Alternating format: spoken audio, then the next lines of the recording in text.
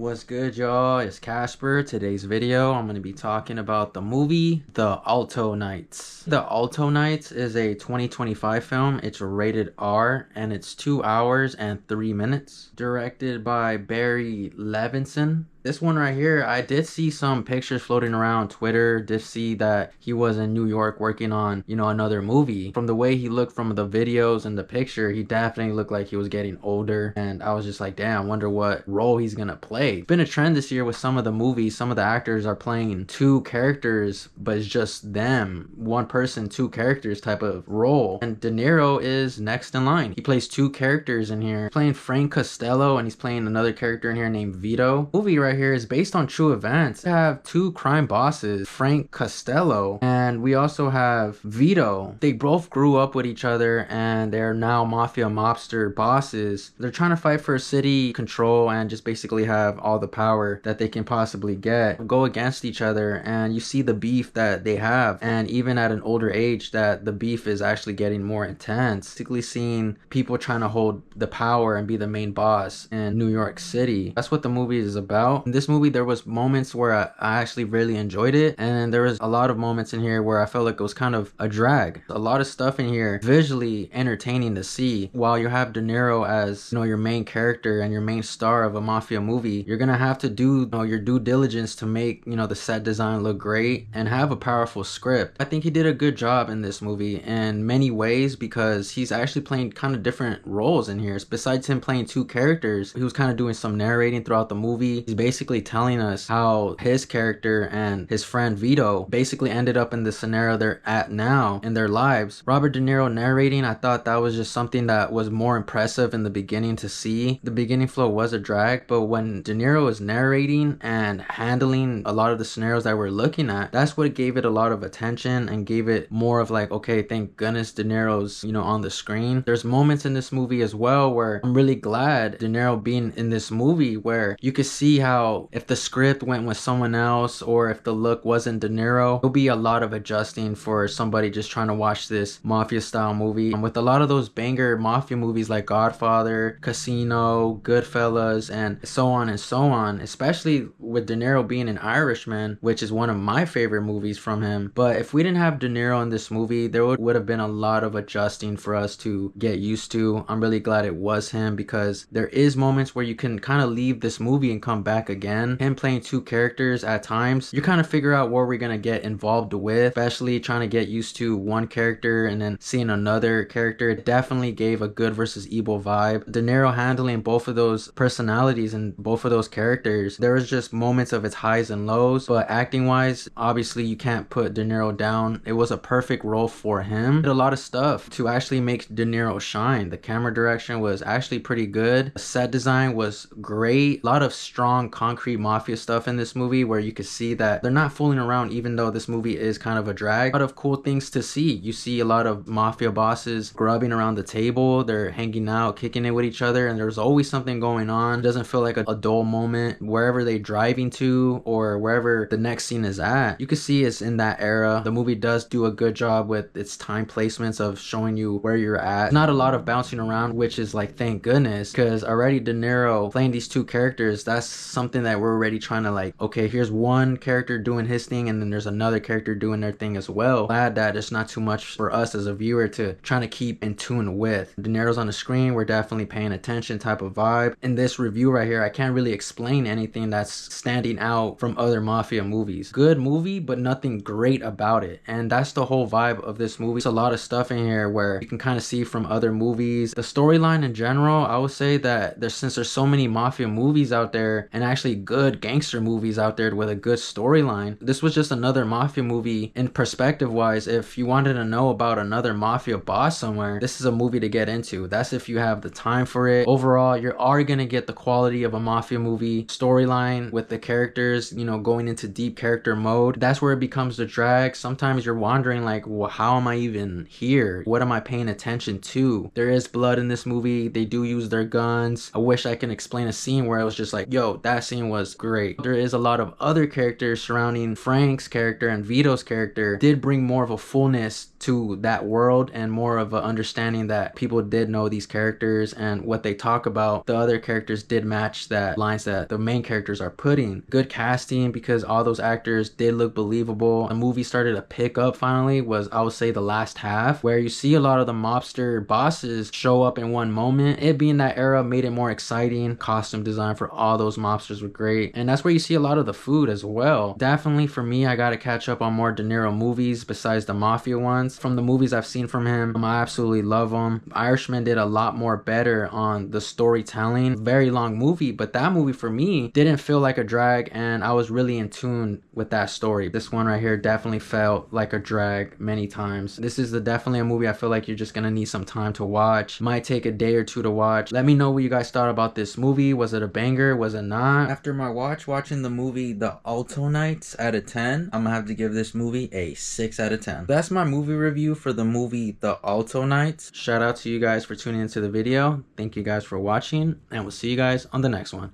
Peace, y'all.